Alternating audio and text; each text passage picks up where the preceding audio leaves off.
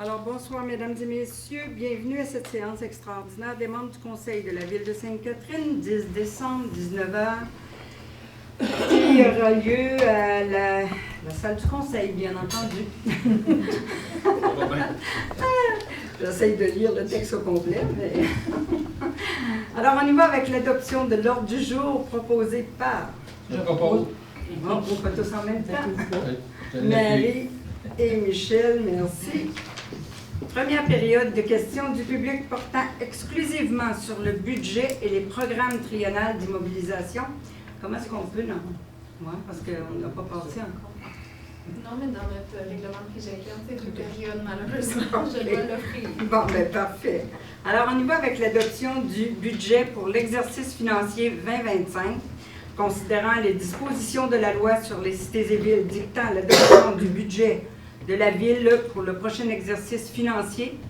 Considérant la présentation du budget, il est proposé d'adopter le budget pour l'exercice financier 2025 tel que présenté au montant de 41 550 930. Est-ce que vous faites la présentation ou on doit l'adopter avant? Adopter avant. OK. Alors, c'est proposé par... Je propose, Sylvain. Sylvain, appuyé par... Je l'appuie, Annick. Annick, merci. Alors, on y va. Vous présentez ça ici? Oui. Vous faites le PTI, puis après on va descendre à la Parfait. Adopter le PTI. La prochaine fois, on va se parler l'autre bord. Alors, on y va avec l'adoption du programme triennal d'immobilisation pour les années 2025, 2026, 2027. Considérant les dispositions de la loi sur les cités et villes stipulant l'adoption, au plus tard le 31 décembre de chaque année, du programme des immobilisations de la Ville pour les 3 années financières subséquentes. Considérant la présentation du programme triennal d'immobilisation, alors il s'agit d'adopter le programme triennal d'immobilisation pour un montant total de 62 142 187 répartis comme suit. Pour l'année 2025, 5 249 305. Pour l'année 2026, 17 691 850.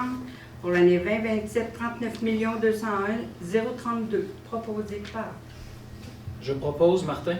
Martin, appuyé par Je l'appuie, Marie. Marie. Parfait. Alors, avant de faire la deuxième période, On y va. on déménage.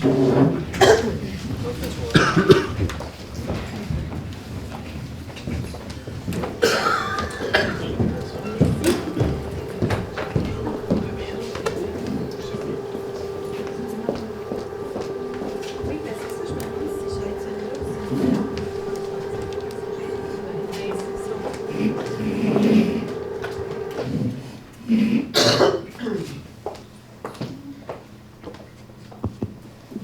Test.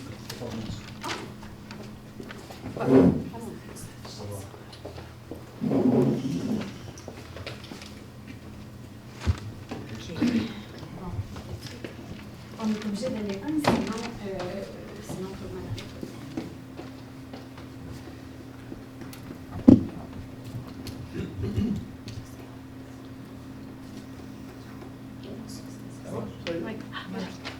Bon.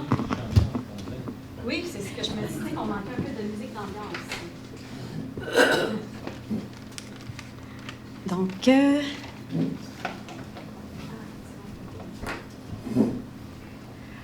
alors bonsoir, bienvenue à cette présentation du budget 2025. Donc, pour m'accompagner aujourd'hui, donc Amélie Hudon, je suis la directrice des communications pour la Ville et je serai accompagnée de Mme Anilo, la trésorière de la Ville. Avant de débuter la présentation du budget, nous avons toujours l'habitude de faire un bilan de l'année passée, selon, bien sûr, la vision 2025. Donc, dans l'axe stratégique, source de développement qui nous permet de bien développer et aménager notre territoire. En 2024, nous avons fait des attractions d'investissement privé de l'ordre de 24 millions de dollars pour une bonification de la réserve pour fin de parc de 377 800 $.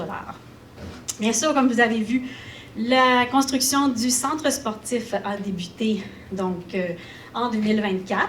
Nous avons fait la phase 1 de la construction de la rue Léo, la revitalisation des terrains de tennis et de pickleball, la réhabilitation d'une partie du boulevard des Écluses et la réhabilitation de la rue des Bateliers et la rue du Fort.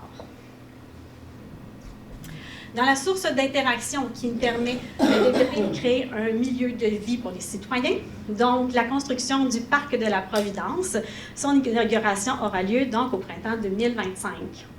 Et cette année, les activités de loisirs et les événements sont arrivés avec à peu près le même nombre de participants, soit 23 000 personnes. Ensuite, dans la source d'innovation, donc la Ville a fait des investissements, donc, notamment dans la sécurité de son réseau, la protection des données, protection contre les fluctuations hydroélectriques et le renforcement de son réseau. La bibliothèque offre des nouveaux services numériques, donc Tap-Touche, Verdict Santé et ALEC Éducation. Et nous avons fait aussi une modélisation de la nappe phréatique qui fait partie du plan d'action de la réduction des eaux parasites. Dans la source durable, donc le bilan du plan d'action Empreinte d'avenir, notre politique de développement durable, nous sommes maintenant à 89% des actions qui sont réalisées ou en cours. Cette année, nous avons donné du compost, donc 30 tonnes de compost qui ont été distribuées aux citoyens. Un nouveau service, nous avons aussi distribué des bulbes, 800 bulbes et plants qui ont distribués aux citoyens cette année, donc à l'automne. Le corridor de biodiversité, il y a eu une surplantation de 10 000 plantes indigènes dans le corridor. Au niveau de la consommation de l'eau, nous enregistrons une baisse de 3,4 % de la consommation. La plantation d'arbres se poursuit toujours avec 300 arbres plantés. Et l'écocentre de Saint-Constant qui a été mis en place donc, cette année pour les citoyens de Sainte-Catherine. Ça totalise environ jusqu'à 80 % des matières qui sont valorisées grâce à l'écocentre. Pour la source d'audace, notre dernier axe stratégique, donc les consultations publiques, sur 5 consultations publiques et séances d'information, nous avons environ 1500 participants cette année dans nos consultations. Nous avons annoncé donc une subvention de 20 millions de dollars du gouvernement pour le sportium de glace en partenariat avec Delsun et le Collège Charlemagne. Cette année aussi, la programmation sportive a été partagée avec Delsun et Sainte-Catherine, offrant un meilleur service aux deux communautés. Et le prix Francine Ruet-Jutras a été remis à Mme Jocelyne Bates pour sa contribution en tant que femme en politique au profit du développement durable de sa communauté.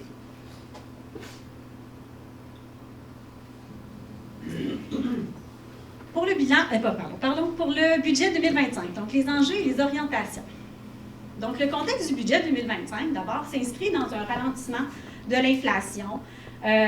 Donc, on est à un 2 % pour le Canada, enregistré pour octobre 2024. Nous avons aussi la réforme provinciale visant à uniformiser la collecte du bac bleu et de la consigne au Québec avec l'entrée en vigueur de Éco-entreprise Québec.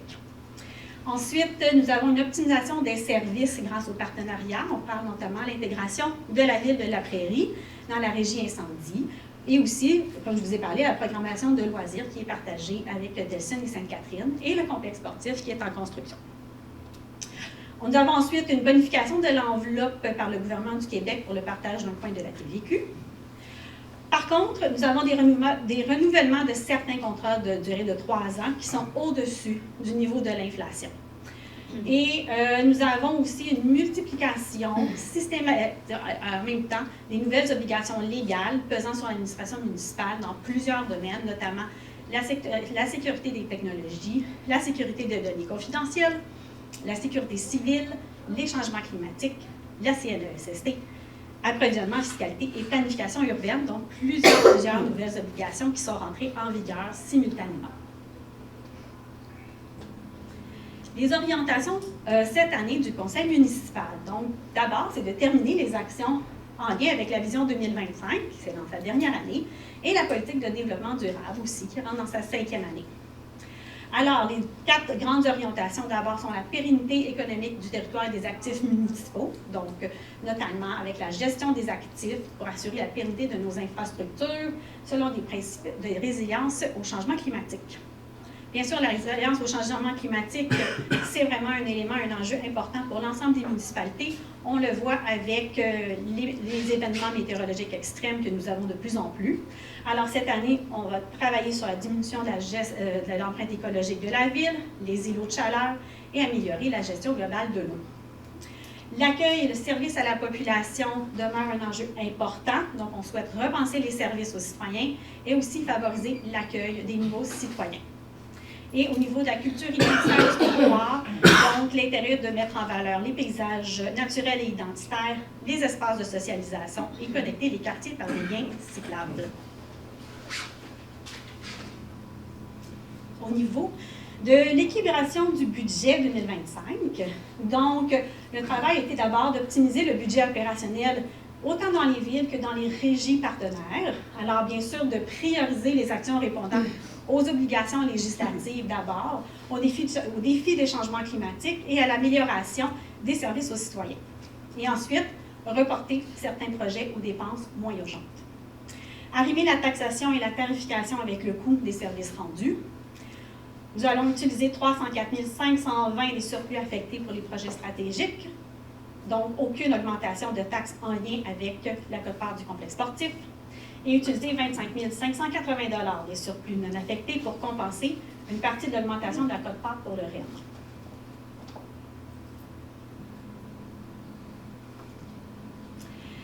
Donc, les actions s'inscrivent encore dans de 2025, s'inscrivent dans sa vision.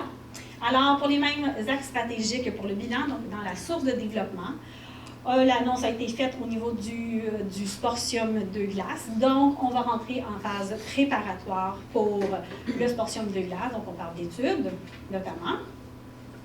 Il y aura des ajouts de lampadaires au quai du Pic pour améliorer la sécurité. Donc, c'est une demande de citoyens. Une pompe mobile pour les mesures d'urgence en cas d'événements météorologiques extrêmes.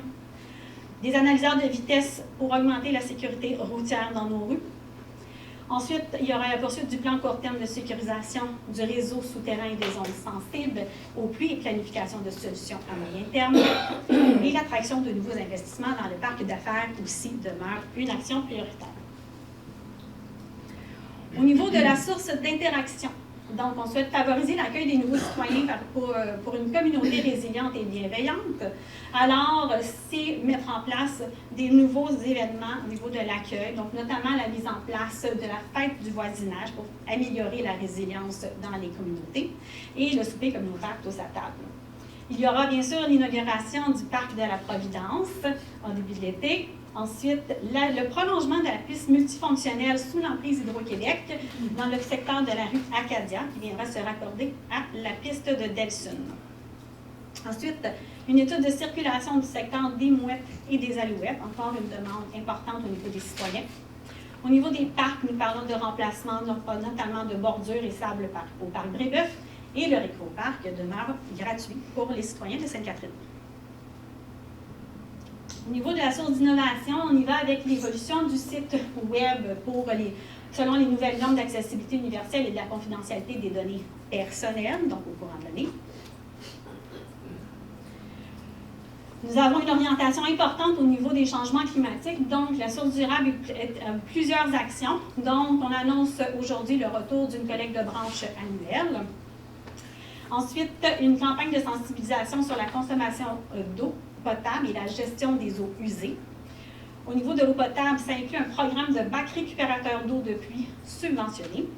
Le gainage d'aqueduc boulevard Marie-Victorin pour favoriser la réduction des fuites dans le réseau. Une caractérisation des digues, qui est une nouvelle obligation légale pour les zones inondables en matière de sécurité civile. L'éclairage des terrains de tennis et du terrain synthétique, donc diminution de la pollution lumineuse, une autre demande citoyenne. Au niveau des îlots de chaleur, plantation de 200 arbres et un plan de verdissement. Et bien sûr, la stabilisation des berges de la rivière Saint-Régis, nous poursuivons la recherche, l'arrimage de subventions. Au niveau de la source d'audace, nous allons signer un partenariat avec l'organisme IDEO qui favorise l'innovation technologique pour répondre aux enjeux environnementaux et baisser notre empreinte écologique. Donc, je cède la place à Mme Lowe.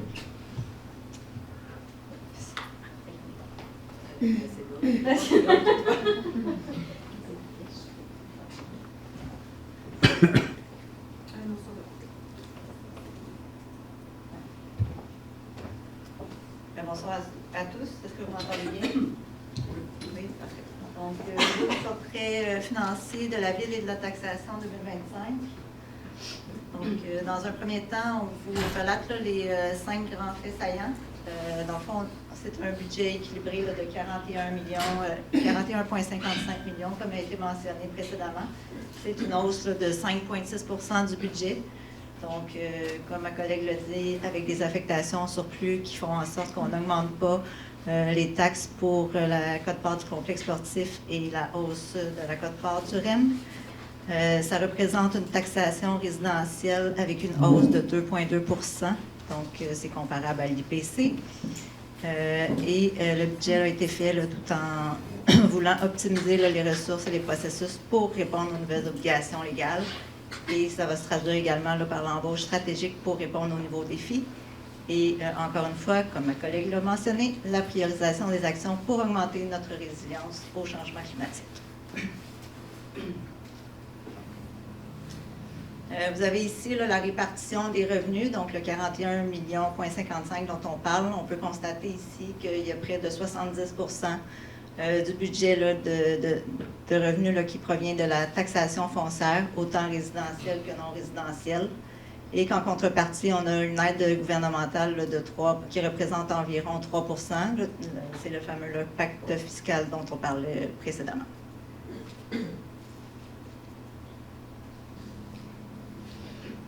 Ensuite, ici sur la diapositive, on vous présente les budgets internes là, pour 2025. Donc, quand on parle de budget interne, on parle des services là, qui sont offerts par la Ville. Donc, ça représente 20,9 millions de dollars.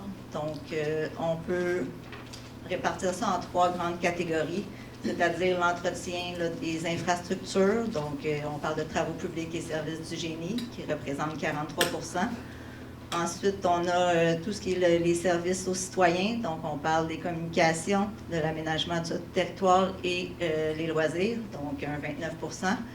Et pour le reste du budget, ça se trouve à être les services administratifs, donc administration, ressources humaines et services juridiques pour 28 %.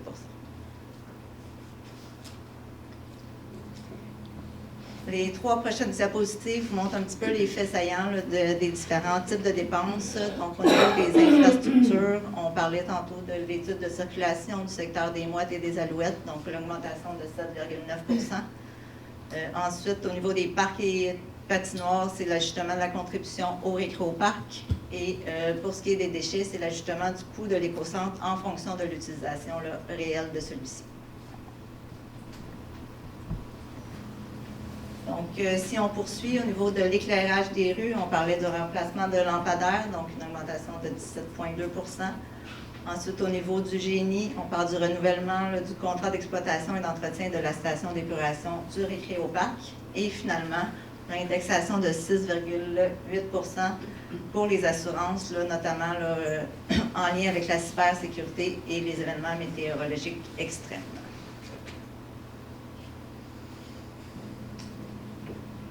Donc, en poursuivant pour les autres faits saillants au niveau des services juridiques, donc on a une augmentation de 20,9 % pour les nouvelles législations dont on a parlé précédemment et les dossiers en cours de règlement. Le renouvellement des contrats à la hausse pour l'informatique et la cybersécurité. On a cette année également les dépenses d'élection, donc il y a une indexation prévue là, en fonction des dépenses réelles de l'élection 2025 pour combler aussi la réserve. Et finalement, au niveau des communications et de services des requêtes, on parle d'une augmentation de 35,4 % qui sont en fait les campagnes de sensibilisation incluant les programmes de barrières et récupérateurs d'eau, l'indexation des services numériques et le plan d'action pour l'accueil des nouveaux citoyens.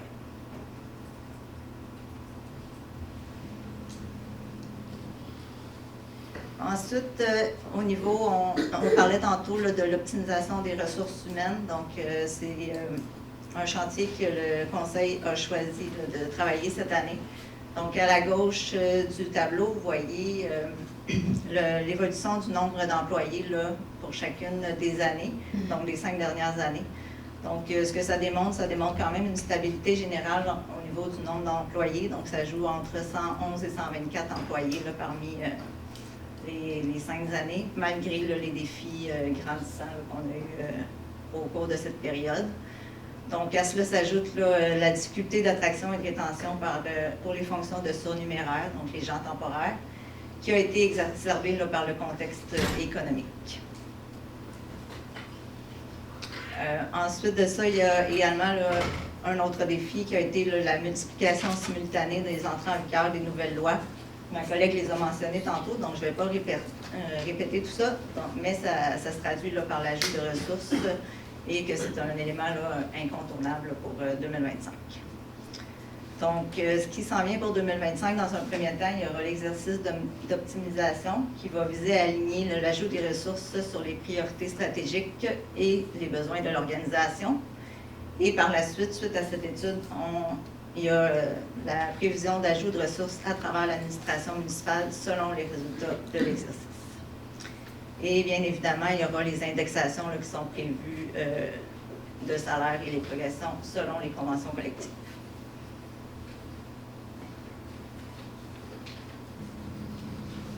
Ensuite, on vous présente là, les budgets externes, donc les budgets des régies dont ma collègue discutait également tantôt. Donc, ce qu'on peut voir ici, c'est que les services là, de police et incendie représentent quand même 54% des budgets externes. Et au niveau des dépenses là, pour l'eau, ça représente 18%. Et sont représentés là, par la Régie d'assainissement des eaux et les achats de l'eau. Donc, 9 plus 9.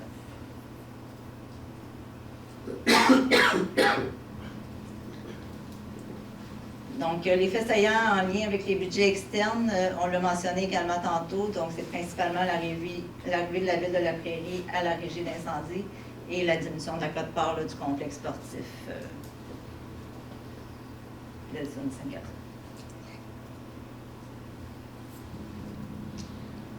Vous avez ici la répartition des dépenses globales pour le budget 2025. Donc, les budgets internes dont on parlait tantôt, le 20,9 millions représente 50% des budgets. Les budgets externes représentent 33%. Et finalement, il y a tout le service de la dette qui représente 17% du budget.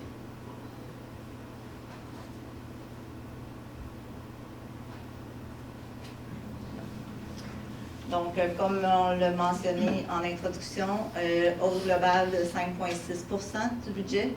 Donc, en résumé, vous avez le budget interne là, qui se retrouve à être l'optimisation des ressources, qui inclut les embauches et l'indexation, la hausse dans le renouvellement des différents contrats, l'étude de circulation et l'ajustement de la contribution au récréoparc. Au niveau du budget externe, on vient juste de le mentionner, donc ça représente une diminution de 1,2% avec l'arrivée de la Prairie à la régie et la diminution de port.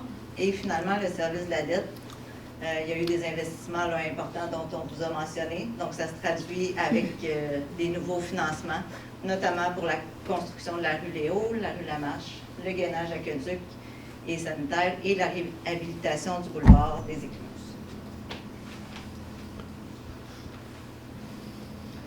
Vous avez ici le résumé de l'augmentation pour la maison moyenne. Donc, on rappelle, la maison moyenne est à 442 641. Donc, c'est une augmentation du compte de taxes de 2,2 %, donc en dollars, 85 $ pour la maison moyenne.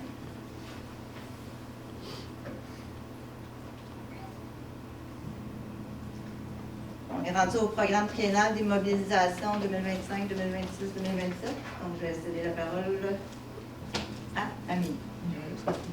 Laissez prendre ton souffle. Donc, on parle ici toujours des paramètres du PTI. Qu'est-ce qu'un PTI? Alors, un plan triennal d'immobilisation, donc ça constitue un ensemble de projets d'investissement ou d'actions que la Ville prévoit réaliser ou initier au cours des 3 prochaines années. Donc, c'est très important de dire que l'adoption du PTI confirme une vision, une intention du Conseil, mais ne constitue pas une autorisation de dépenser ou un engagement ou même une garantie de réalisation, parce que certains projets qui sont inscrits sont sous réserve d'approbation d'une subvention ou d'une approbation gouvernementale. Mais il faut les prévoir. Alors, ce qui a orienté les décisions au niveau du PTI, donc d'abord, bien sûr, prioriser l'atteinte des objectifs de la Vision 2025, prioriser les projets pour maintenir en bon état nos infrastructures et assurer la pérennité de notre territoire, limiter les projets avec financement, notamment en retardant certains investissements et accroître notre résilience au changement climatique. Disons que c'est assez la trame de fond cette année pour le budget. Donc, tel qu'adopté il y a quelques instants, on parle ici d'un programme triennal d'immobilisation. Donc, pour 2025, 6,9 millions, avec, associé à ça, 2,9 millions de subventions qui sont rattachées. Vous voyez ensuite pour les données 2026 et 2027, avec un total de 65,8 millions et des subventions potentielles de 31 millions pour le programme triennal d'immobilisation.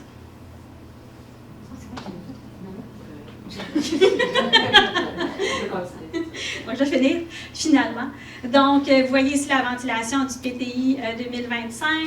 Alors, en infrastructure et voirie, on parle de 5,2 millions donc pour le gainage de Marie-Victorin avec une subvention. Un programme annuel de réfection de chaussée, reconstruction du sportium avec la subvention, donc les études préparatoires. La réfection de la rue Brébeuf, les plans et devis, donc qui suit bien sûr la consultation qui a été faite en 2024. Caractérisation des digues, on a parlé que c'était obligatoire par la loi. Et le prolongement de la piste cyclable sous l'emprise Hydro-Québec, qui vient bien sûr avec une subvention. Le matériel roulant et équipement, 1,2 million. Informatique, gestion des actifs et loisirs, 0,5 millions. C'est ce qui met fin à la présentation du budget. Comme à chaque année, la présentation sera mise sur le site Internet à partir de demain, d'ici la fin de la journée de demain. Il y aura une séance d'information aux citoyens le 18 février et l'inscription sera aussi sur le site Internet d'ici 24 heures, bien sûr. Merci, bonne soirée.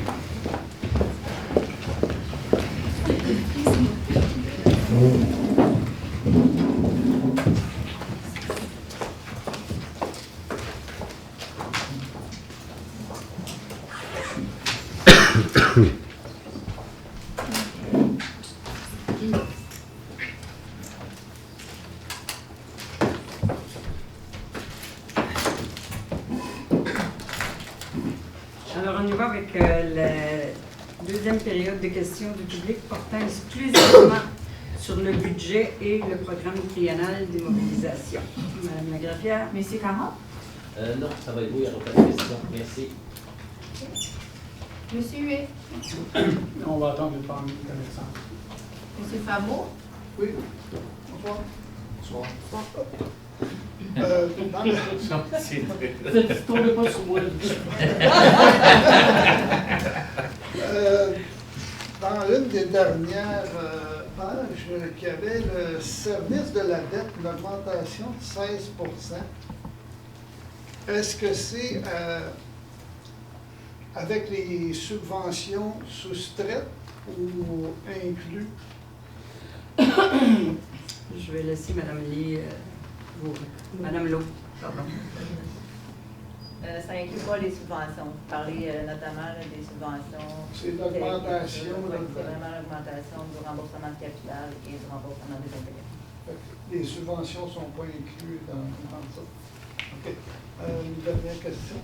À la dernière réunion de la MRC, on a parlé que les villes devaient recevoir une ristourne pour le bon rendement des bacs bruns. Est-ce que cette ristourne-là a été inclus dans le budget 2025? Et quel montant?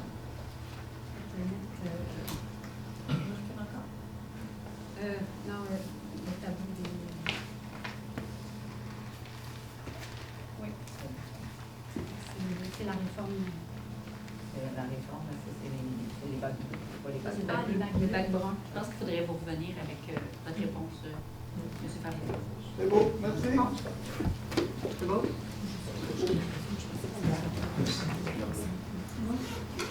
Monsieur Vachon? Bonsoir, madame. Au niveau du programme triennal d'immobilisation, comment se fait-il qu'il n'y a pas eu de somme allouée pour corriger les problèmes de refoulement d'égouts sur le territoire de Ville-Sainte-Catherine suite au sinistre du 9 août où il y a eu 14 appels connus à la régie incendie? Ça fait partie de nos orientations. Oui, dans les actions, ça fait partie des orientations. OK, fait qu'il n'y a pas de règlement d'emprunt ni de règlement important pour régler ces problèmes-là. On est toujours en attente avec des subventions auprès du gouvernement du Québec. On a une subvention du gouvernement fédéral. On attend la subvention du gouvernement du Québec. Si je peux me permettre, Mme Bates, vous faites ici référence à la rivière. berge de la rivière. Monsieur fait référence, en fait, au refoulement d'égouts, c'est ça. Effectivement, dans la présentation, c'est indiqué que la Ville est en solution à cet effet-là. Puis, comme ça fait partie des orientations, un plan triennal d'immobilisation, c'est sur 3 ans. Donc, c'est certain qu'à ce moment-là, il va y avoir, si on doit faire un emprunt, si la Ville doit faire un emprunt, mais il y a toujours des autorisations à faire, donc le Conseil en prendra connaissance à ce moment-là. Mais là, pour le moment, il n'y a rien de prévu sur 3 ans. Ça fait partie de nos décisions dans le futur à prendre. Comme il a été mentionné, il s'agit d'orientation du Conseil. Ben, là, en fait, s'il y a des éléments qui surviennent, bien, il se peut que le Conseil fasse des modifications pour répondre à des dépenses qu'il doit faire en courant des trois prochaines années. Dernière question, madame. Comment se fait-il que les états comparatifs,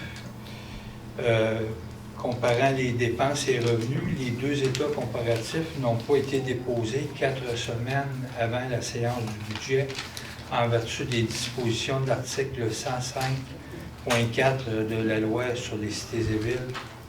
Ils sont déposés ce soir. Non, Mme Bates, Ça avait été fait auparavant, avant mon arrivée. Donc, mais c'était avec les chiffres, si je ne m'abuse, à la fin juillet 2024. Donc, à quelle séance ça a été présenté, je pourrais pas vous dire. Merci, madame. Ça complète. Alors, on y va avec la levée de la séance, proposée par... Je propose, Martin. Martin, appuyé par... Marie. Marie. Merci.